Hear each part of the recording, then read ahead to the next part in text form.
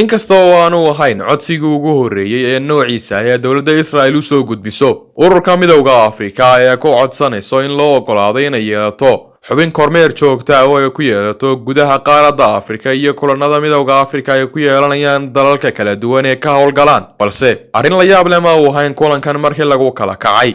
kulankani oo ahaa mid lagaga arrinsanayay in la ogolaado kormeer joogta ah oo ay dowladda Israa'iil ku yeelato gudaha midowga Afrika ayaa waxa soo bandhigay gudoomiyaha fulinta ee midowga Afrika Musa Faki kaasi oo codsaday in Israa'iil loo ogolaado inay yeelato xubin korneer joogta ah kuna yeelato gudaha qaaradda balse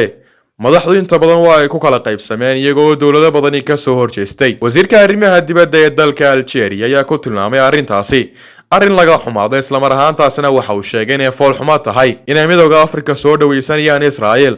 isagoo sheegay midowga Afrika lagu yaqaano inay taageerto qadiyadda Falastiiniyiinta isla mar ahaantaasina aanay meel uga banaaneen Israa'iil laakiin bishii July aynu soo dhaafnay ayay ahayd markii safiirka dalka Israa'iil u fadhiya caasimadda Addis Ababa ee Ethiopia uu soo bandhigay waraaqaha uu ku codsanayo inuu noqdo kormeer joogto ah oo uga qayb gala kulanada ay yeelanayaan golaha fulinta ee ku shira caasimadda dalka Ethiopia ee Addis Ababa ee midowga Afrika isagoo bishii hore aynu soo dhaafnay ee January ee sanadkan bilowgiisa madaxa fulinta ee midowga Afrika Musa Faki arrintaasi soo dhaweeyay una sheegay midowga Afrika in la soo hordhigi doono go'aan lagaga arrinsanayo ogolaanshaha ama diidmada in Israa'iil ku yeelato xubin joogto ah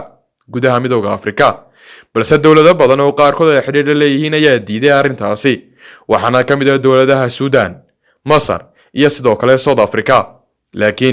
laakiin Israa'iil 20 sanadood ay ka maqnayd gudaha qaaradda Afrika waxay xiriiradii ugu horeeyay la sameysay dawladaha ay ka mid ka yihiin Togo iyadoo dawlado kale u soo bandhigtay taageero dhaqaale iyo sidoo kale tababar military si ay galaangal ugu yeelato gudaha qaaradda Afrika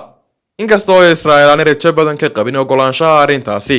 laakiin madaxdu ay ku kala aragti duwan yihiin arrintaasi balse waxa jira xubno u arka dawladda Israa'iil joogitaankeeda midowga Afrika inay khatar ku tahay masiirka midowga Afrika iyo sidoo kale dawladaha faqiirka ah ee ku nool gudaha qaaradda Afrika iyo shacabkeedaba balse waxa jira dhanka kale xubnaan halis weyn ku tilmaameenin joogitaanka Israa'iil ee Afrika qaaradda Afrika ayaa noqotay mid lagu tartamo iyadoo ay hore isugu haysteen dawladaha reer galbeedka iyo bariga u horkacaya Ruushka iyo Shiinuhu haddana ay ku soo biirtay dawladda Israa'iil inkastoo aanu kormeeruhu ku lahayn cod rasmi ah gudaha ururka uu kormeeraha ka yahay balse waxa uu fududaanaysa in la socdo dhaqaaqyada dawladuhu ay sameynayaan iyo sidoo kale hadba ajendayaasha hor yaala ururka ee lagaga arrinsanayo xilligaasi